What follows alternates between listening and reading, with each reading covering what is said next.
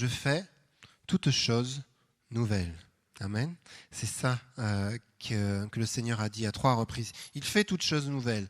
Une autre personne a reçu Ésaïe 43 qui nous dit, au verset 19, « Voici que je fais une chose nouvelle, elle est maintenant en germe. Ne la reconnaîtrez-vous pas ? Je mettrai un chemin dans le désert et des fleuves dans la terre aride. » Le Seigneur est capable de faire fleurir un désert. Et puis, un autre passage qui nous parle de cette même dimension, qui a été reçu par une 3e personne. Et ce passage se trouve dans 2 Corinthiens 5, verset 17. Et ce passage nous dit, alors je vais même lire à partir du verset 15. « Jésus est mort pour tous, afin que les vivants ne vivent plus pour eux-mêmes, mais pour celui qui est mort et ressuscité pour eux. » On l'a chanté, « Je vis pour toi. » Ainsi, dès maintenant, nous ne connaissons personne selon la chair, même si nous avons connu Christ selon la chair. Maintenant, nous ne le connaissons plus de cette manière. Si quelqu'un est en Christ, il est une nouvelle créature. Les choses anciennes sont passées, voici, toutes choses sont devenues nouvelles. Ou dans certaines interprétations, traductions, voici toutes choses deviennent nouvelles. En tout cela, et tout cela vient de Dieu, qui nous a réconciliés avec lui par Christ et qui nous a donné le service de la réconciliation. Donc il continue sur le fait que nous sommes ambassadeurs de Christ, ambassadeurs de la réconciliation avec Dieu. Donc ces 3 passages nous parlent du fait que le Seigneur fait des choses nouvelles. Et même dans Corinthiens, nous parle d'une créature nouvelle, une création nouvelle, et que toutes choses deviennent nouvelles. Donc il y a une dimension continuelle dans la transformation, c'est notre thème cette année, la transformation. Il y a une dimension continuelle. Ce n'est pas quelque chose qui est arrêté. Le Seigneur, il a créé la terre, il a créé les cieux, les poissons, les animaux. On aurait pu se dire, bon ben voilà, je m'arrête là. Mais on voit qu'il y a des nouvelles créatures qu'on ne connaissait pas et qui débarquent. Donc je crois que le Seigneur est toujours en train de créer des choses nouvelles. Il le fait dans la nature, mais bien entendu, vous le comprenez au travers de ce que je veux vous dire, il le fait dans nos vies. Le Seigneur crée des choses nouvelles. Et ce qu'on avait reçu aussi lors de ces 4 heures de louange, c'est que le Seigneur dit, quand il a créé la terre et l'homme et la femme, il dit qu'il trouvait cela bon. Et même si nous sommes dans un monde marqué par la désespérance et la destruction, c'est la réalité parce que le monde s'est détourné de Dieu, le Seigneur, je le crois, trouve encore sa création bonne. Amen. Il trouve que tout cela est bon. Bien entendu, pas le péché, pas la destruction, pas ce que l'homme en fait, mais ce que Dieu a créé est toujours bon. Et je crois que le Seigneur nous dit encore, oui, je fais toutes choses nouvelles, je suis agissant. Et son règne vient. C'est notre prière, c'est notre intercession, c'est notre proclamation. Nous voulons que son règne vienne et que sa volonté soit faite.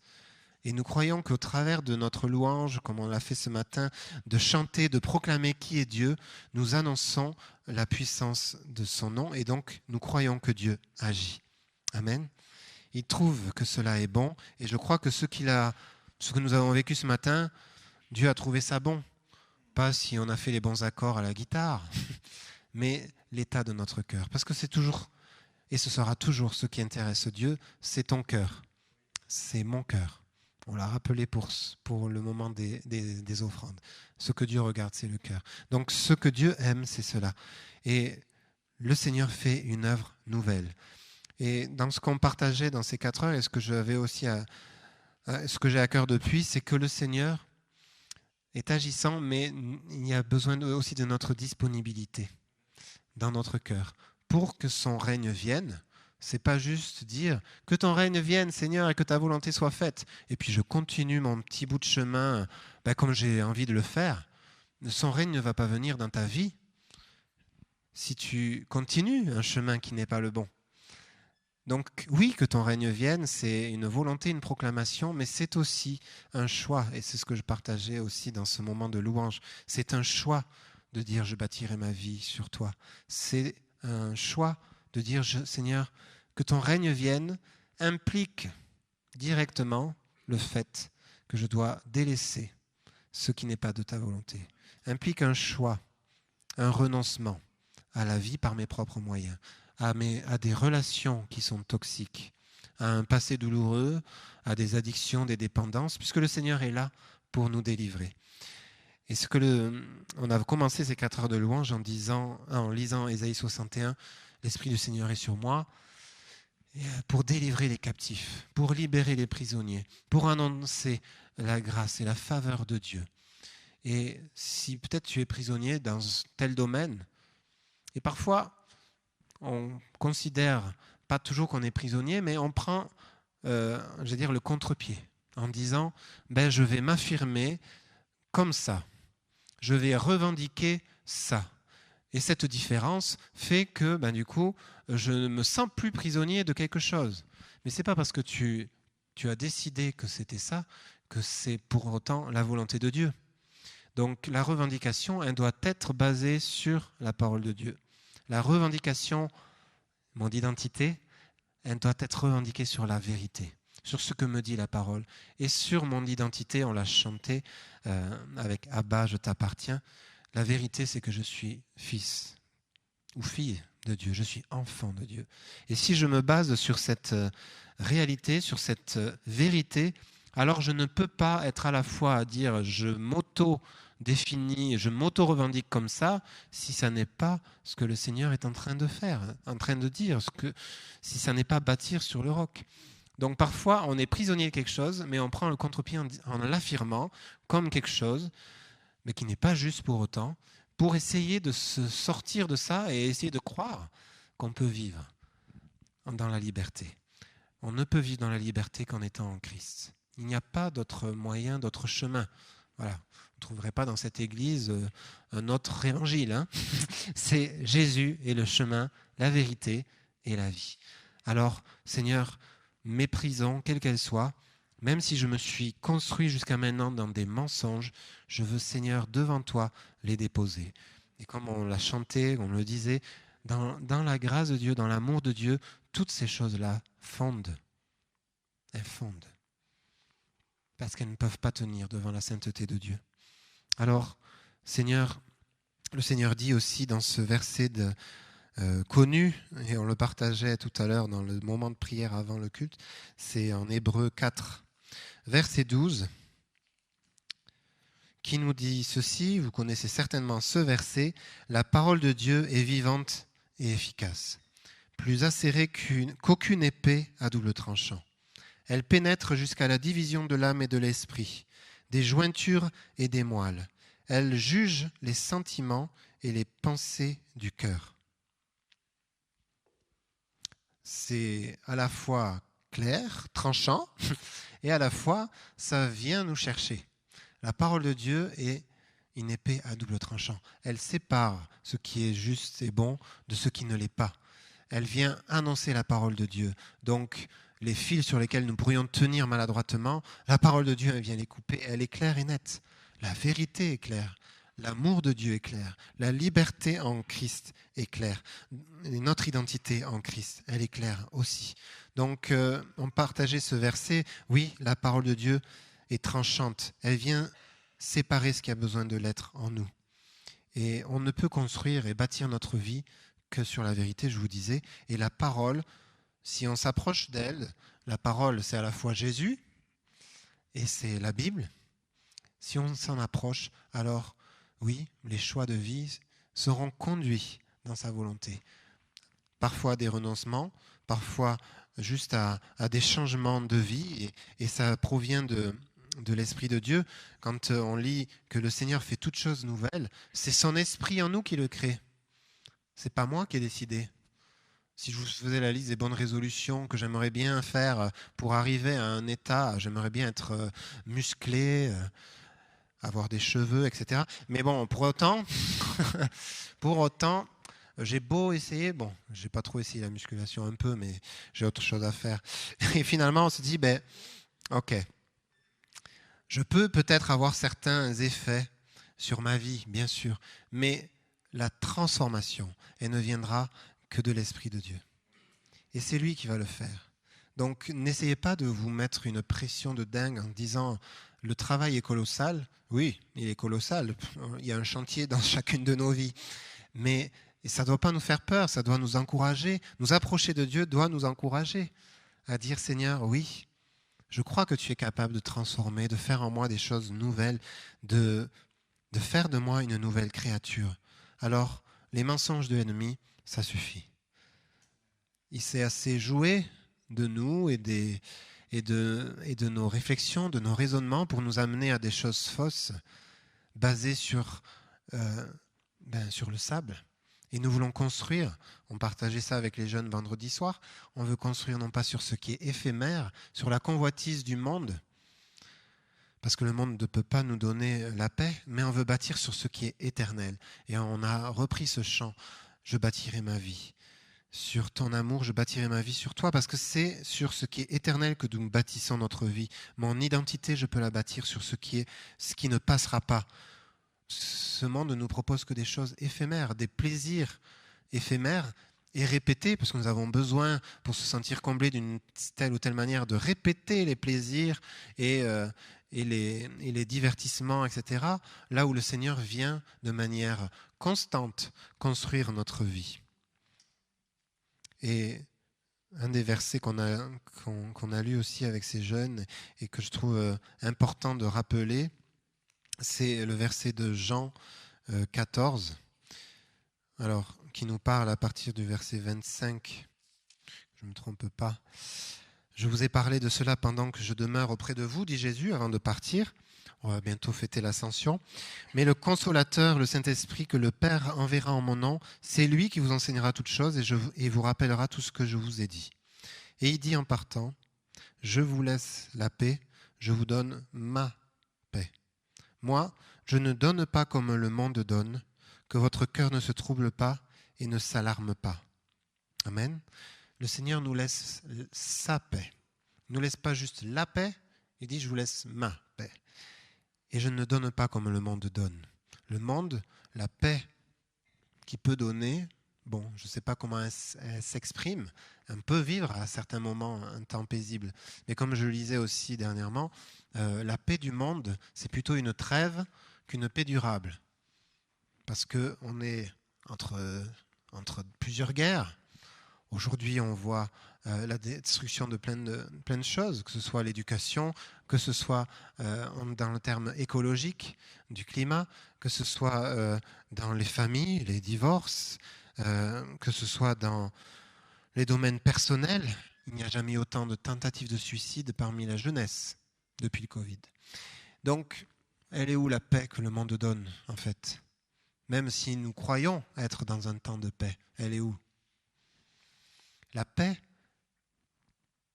c'est le repos du salut de Dieu, où je sais en qui j'ai cru, je sais en qui je bâtis ma vie, je sais où je vais.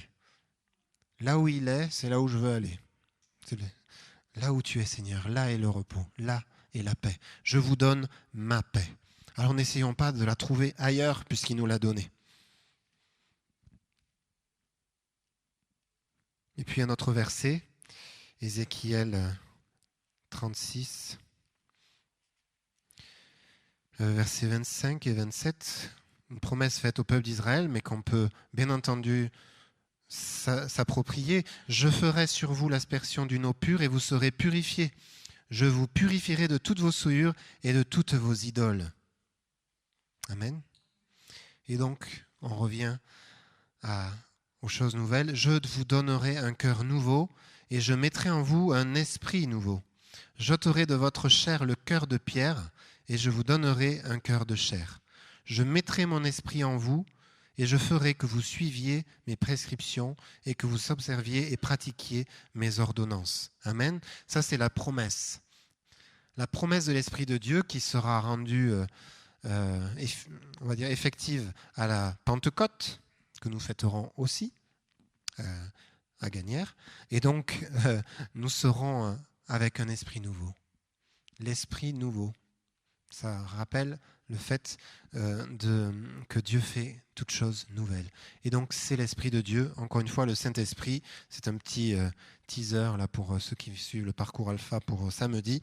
C'est le Saint-Esprit qui opère en nous, le vouloir et le faire. C'est-à-dire que par l'Esprit de Dieu qui habite en nous, déjà nous sommes purifiés et lavés, nous dit ce texte, mais aussi nous sommes capables, nous sommes transformés pour voir la vie différemment, pour être capables d'être en communion avec Dieu, chose qui nous est impossible sans l'Esprit de Dieu, et vivre une transformation continuelle par l'Esprit de Dieu. Parce que oui, il y a l'expérience de la conversion, il y a ce qu'on vit au tout départ, de l'amour fou, et puis il y a toute la vie avec l'Esprit de Dieu qui continue, et j'en reviens à notre thème, de transformer et de faire toutes choses nouvelles. Amen. Je ne sais pas si mes amis pasteurs avaient envie d'ajouter quelque chose à cela, mais j'aimerais qu'on vive aussi un moment d'appropriation.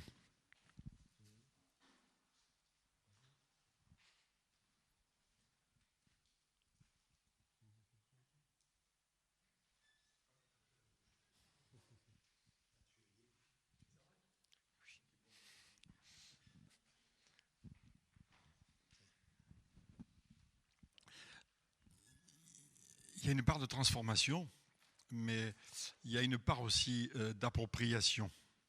Je pense que bien souvent, on demande au Seigneur de faire. Seigneur, fais que, Seigneur, fais que, Seigneur, fais que.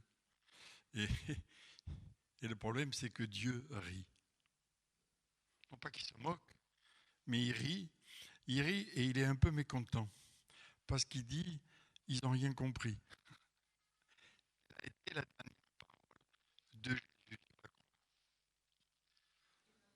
Tout est accompli. C'est pour nous donner la possibilité de faire, la possibilité de croire et la possibilité aussi de se positionner. Un texte que j'aime bien et qui me parle énormément, c'est Éphésiens chapitre 2, verset 6. Qui peut le réciter? Il nous a fait asseoir avec lui dans les lieux célestes. Et ça, ce n'est pas quelque chose qui est à devenir, c'est quelque chose qui est accompli. Et bien souvent, nous nous plaignons, nous sommes des héros évangéliques. Oui, mais je ne peux pas, mais ceci, mais cela. Et si on prend conscience que ceci est accompli, que je suis assis, que ma position spirituelle est dans les cieux, alors j'ai toute autorité. J'ai toute autorité. Et bien souvent, on n'ose pas prendre d'autorité parce qu'on dit « ouais, mais je suis ci, je suis là, je suis mis ». Que dalle! On a l'autorité parce que nous sommes assis dans les lieux célestes en Christ. Et ça change tout. Et ça va changer ma prière. Je ne vais pas prier de la terre vers le ciel, mais je vais prier du ciel vers la terre. Donc ça ne monte pas, ça descend. Et quand ça descend, c'est encore plus de poids. Et c'est vraiment ce que... Ouais, j'aimerais aussi que nous puissions comprendre toute cette transformation, mais aussi cette appropriation. Je suis. Ce n'est pas je serai. On a tellement de tendance à parler du ciel. Mais je regardais mes notes tout à l'heure parce que j'ai toute une série de citations. En fait, l'homme n'a pas été créé pour le ciel. Il a été créé pour la terre et pour répandre le royaume de Dieu sur la terre. Et l'Église, elle n'est pas là pour entretenir le bâtiment, même s'il y a des travaux à faire, ça c'est une certitude, mais elle n'est pas là juste pour entretenir le bâtiment, elle est là pour promouvoir le royaume de Dieu.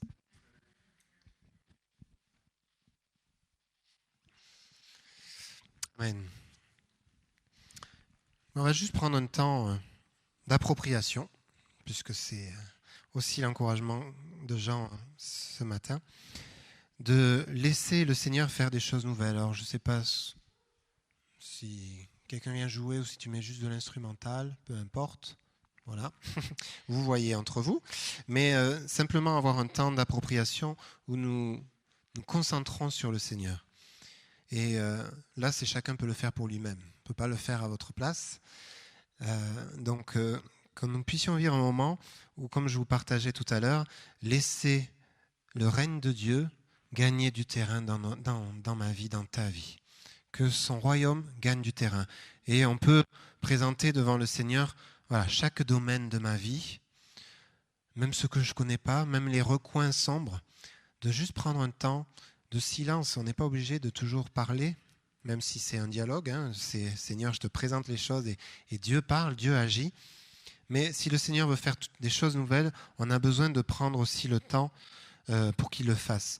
Et l'encouragement de Christophe Douanel tout à l'heure, c'était qu'il a reçu dans la prière, c'était en élevant Dieu, nous laissons tous les poids derrière nous ou sur la terre, en tous les cas, nous nous élevons vers Dieu et il nous élève avec lui et c'est là qu'il opère aussi sa transformation. Alors, oui, on va juste prendre ces quelques instants, si c'est bon pour vous, à la technique, où voilà, le focus c'est laisser le règne de Dieu gagner du terrain dans nos vies, nos pensées, nos raisonnements, nos cœurs, tous les domaines de notre vie et comment le Seigneur est en train de faire quelque chose de nouveau en toi.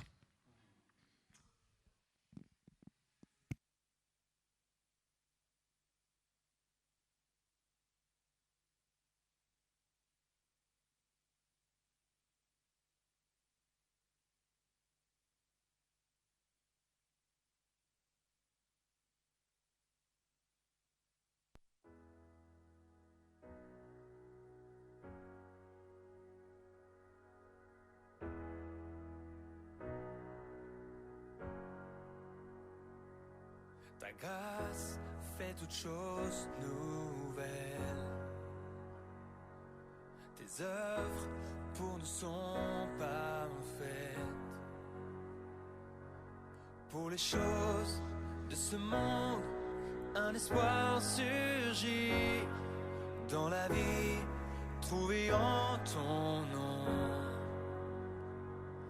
Tu fais toutes choses nouvelles. Tu fais toutes choses nouvelles. Aujourd'hui et à jamais, ton amour est sans fin. Cet espoir est certain. Alléluia.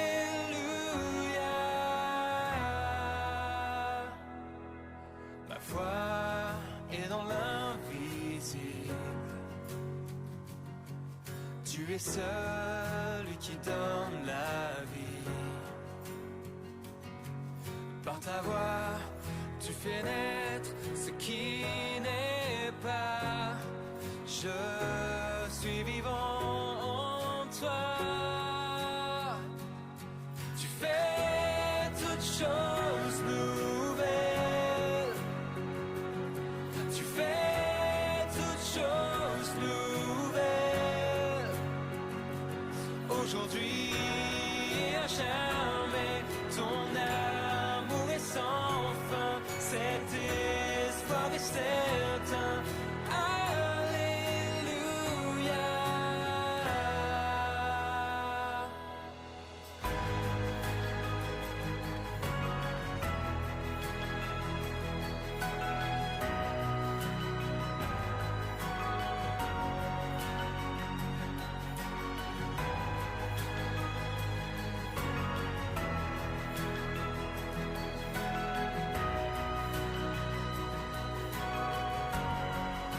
Oui, tu as tout accompli. Je sais que je suis choisi. Je suis vivant en toi. Je suis vivant en toi. Seigneur, tu restaures toutes choses pour ta gloire. Je suis vivant en toi. Je suis vivant en toi. Tu fais toutes choses nouvelles. Tu fais toutes choses nouvelles. Aujourd'hui et à jamais, ton amour est sans fin. Cet espoir est certain. Alléluia. Aujourd'hui et à jamais, ton amour est sans fin. Cet espoir est certain. Alléluia.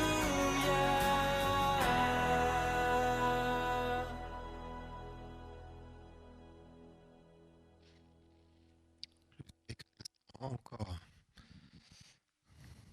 son règne gagne du terrain, où il fait des choses nouvelles.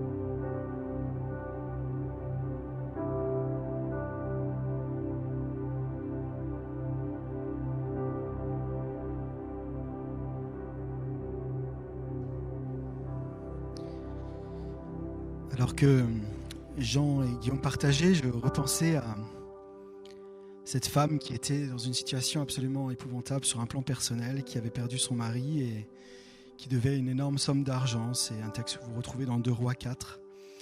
Et le prophète va lui dire « Mais qu'as-tu chez toi ? Que puis-je faire pour toi ?» Et elle dira « Je n'ai absolument rien du tout, sauf un pot d'huile. » Et puis l'histoire continue.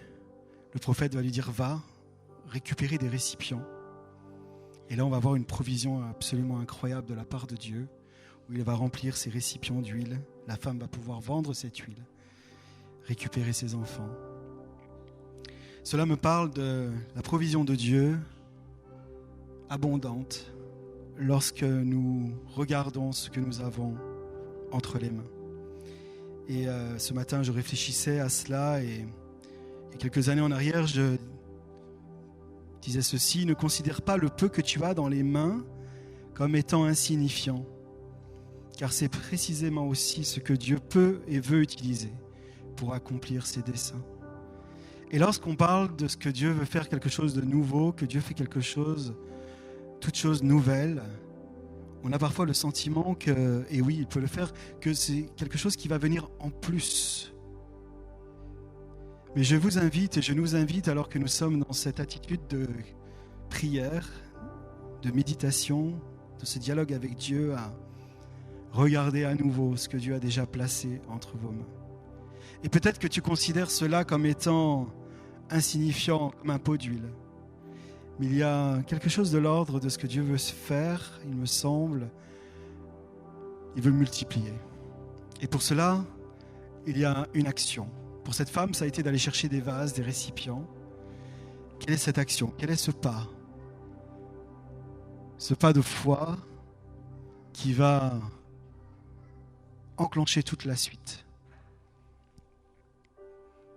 Alors ma prière, c'est que nous puissions aussi considérer cela avec reconnaissance, considérer ce que Dieu nous a donné et le représenter à Dieu. Nous avons chanté ce matin, tu es digne de louange, toutes choses nous viennent de toi et toutes choses te reviennent. Se pourrait-il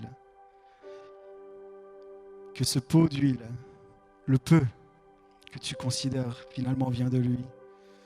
Et que l'acte qui est le tien, qui est le mien ce matin, c'est de lui rendre. En lui disant, fais-en ce que tu veux pour l'avancement de ton règne, pour ta gloire. Et en ce faisant, je crois qu'il y a une bénédiction qui vient sur ta vie, sur notre vie. Alors soyons encouragés à ne pas considérer peut-être ce qui nous semble peu, mais à le présenter à Dieu afin qu'il puisse en faire pour sa gloire quelque chose de magnifique.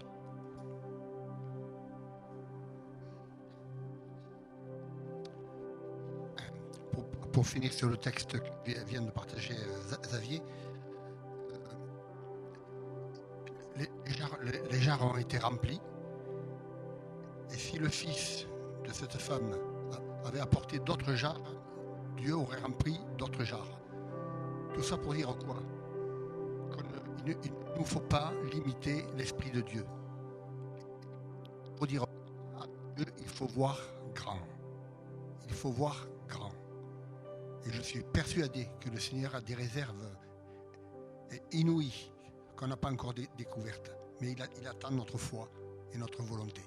Voyons grand avec Dieu.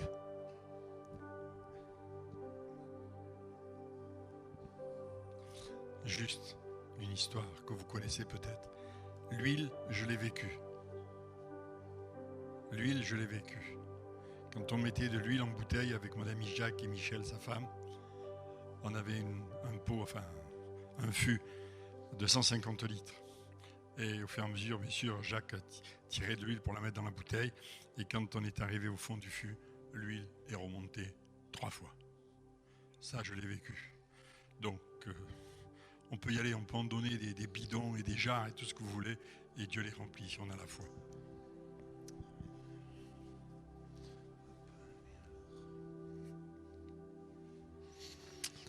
Merci Seigneur, nos cœurs sont encore devant toi. En cet instant, nous avons dit en tout début de culte que le Seigneur parle, qu'il agit et que nous voulons être à son écoute. C'était riche. Mais Seigneur, tu fais une œuvre nouvelle. Voici, je fais toutes choses nouvelles, nous dit le Seigneur. Tu remplis, l'abondance est là. De ce que nous sommes ou même du peu que nous avons, nous t'apportons tout, Seigneur. Souffle, Seigneur, ton souffle nouveau maintenant. Ton souffle nouveau est sur nous. Tu fais des choses nouvelles, tu crées. Et sur certains aspects, on peut dire, Seigneur, on part d'une page blanche. Mais Seigneur, c'est avec toi que nous allons écrire. Souffle par ton esprit, Seigneur. Amen.